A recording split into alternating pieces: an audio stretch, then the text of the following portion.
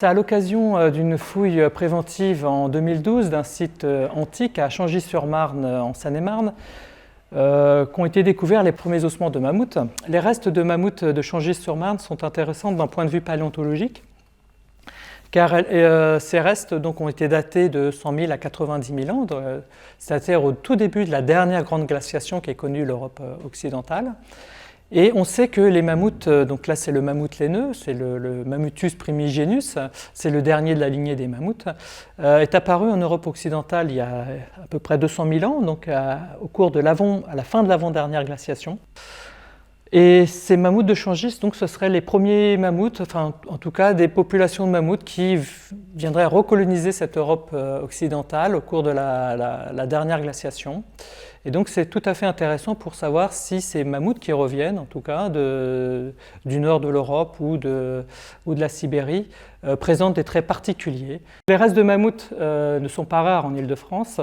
Dès le XIXe siècle, avec les grands travaux haussmanniens de Paris, différentes carrières se sont créées et c'est à l'occasion de ces carrières que des silex, des ossements de faune ancienne sont apparus. On a eu l'occasion de pouvoir développer des méthodes et des techniques récentes pour enregistrer et avoir des informations que l'on ne pouvait pas avoir au XIXe siècle, notamment sur des méthodes de datation, des nouvelles méthodes de datation. L'intervention de plusieurs spécialistes ont permis de donner des informations sur la localisation de l'assemblage, donc sur une ancienne berge de la Marne.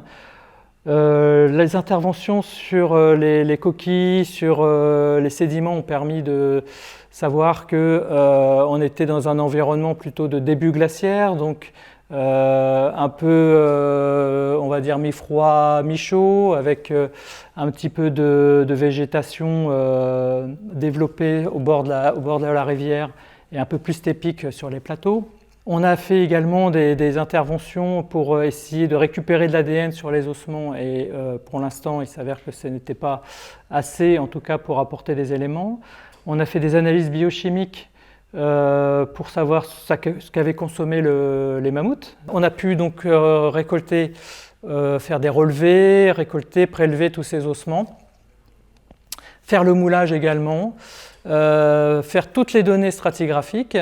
Et à l'issue de cette fouille, qui a duré un mois et demi environ, on a donc fait tout notre travail en laboratoire, alors avec certains échantillons qui sont partis dans d'autres laboratoires partenaires, notamment je pense au CNRS et puis au Muséum, et d'autres, les ossements, eux, de mammouth sont restés ici directement à la Courneuve, et donc on a fait tout un travail déjà de traitement, de conservation.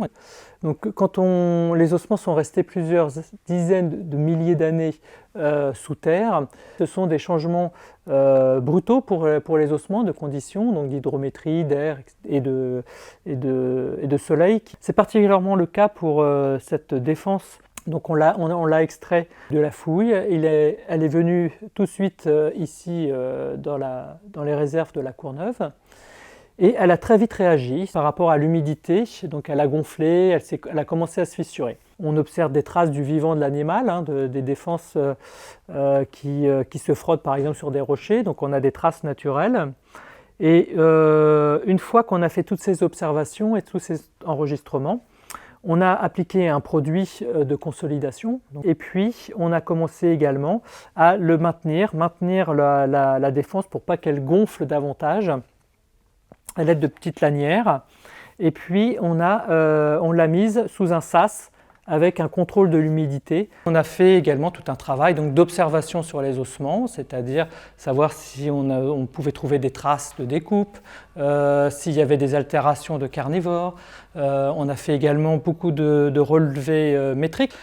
On a également relevé plusieurs traces de pathologie sur certains ossements, donc qui nous évoquent aussi sur ce qui a pu passer sur la vie de ces mammouths. On a découvert plusieurs traces qui pourraient évoquer aussi une intervention humaine. Ce sont des traces très fines, presque effacées sur des côtes, à l'intérieur des côtes, et aussi sur des vertèbres, quelques-unes sur des os longs, qui pourrait nous suggérer ou envisager une intervention humaine. Donc on est encore dans une incertitude, alors il faudra, on doit examiner encore plus dans le détail ces stries, s'ils présentent vraiment un profil particulier de tranchant de silex.